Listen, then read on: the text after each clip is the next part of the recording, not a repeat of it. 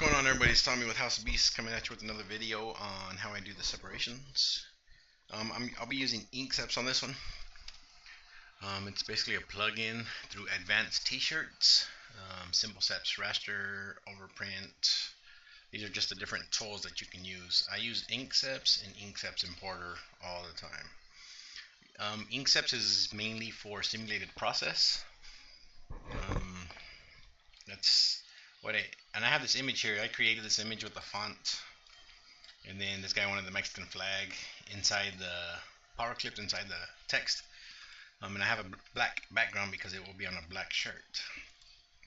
I don't need to print black, right? So what I did was just took everything, all the background out, and just what's on the inside is what I want. So what I do is I save this, I delete this right here, and I can just export this as a PNG, right? Just save it as a PNG, and then I open my inkseps importer, right? So here's the inkseps. You log in, click here to select an open file. So I click the file that I want. Let me find just the one that Mex flag power clip PNG. So it brings it in here, and it's basically your color channels. That's the original. You see that little icon? That's the image. That's the original. So if I ran it this way, it'd pretty much the exact print. So black, there's everything that is shaded here is what will print black. Because it's on a black shirt, I don't need this, right? So I'm just gonna, I can highlight it out. Okay. If I leave black in there, that's what it's supposed to look like. If I take it out, that's what I'm printing.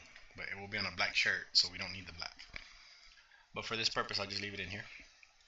Click on magenta. You see it in there, there's nothing with magenta, so I'm just gonna delete that. There's nothing with blue. There's nothing with cyan.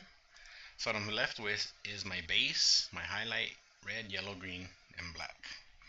Once I'm done and I'm happy with the results, if I want it, let's just say I want to add more red to it, I hit up the saturation, and you can see in the image, right?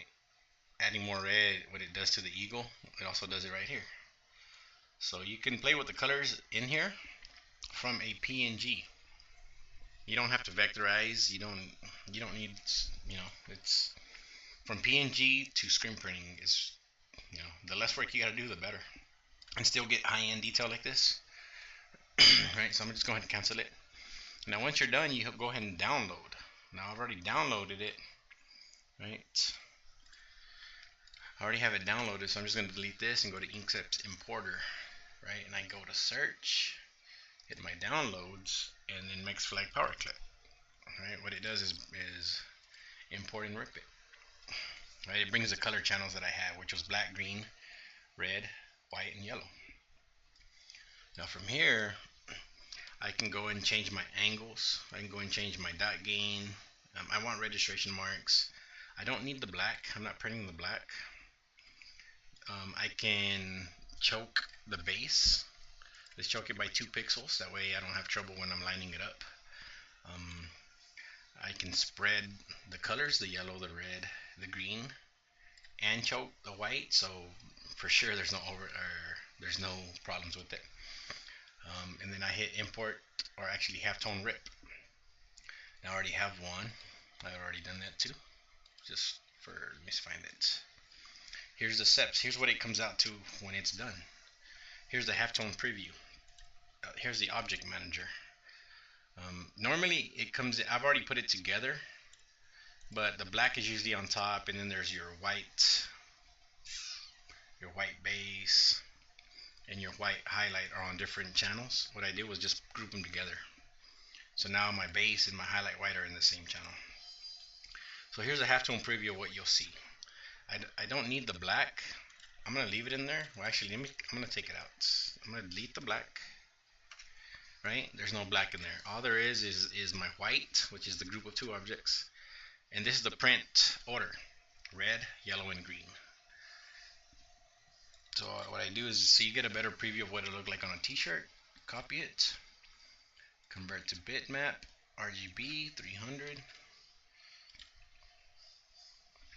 Alright, now it's going to look like that. Now you hit bitmaps again, hit blur, Gaussian blur. Now I'm just going to put a box in the background representing a t-shirt color, and that's what it will look like on print, halftones.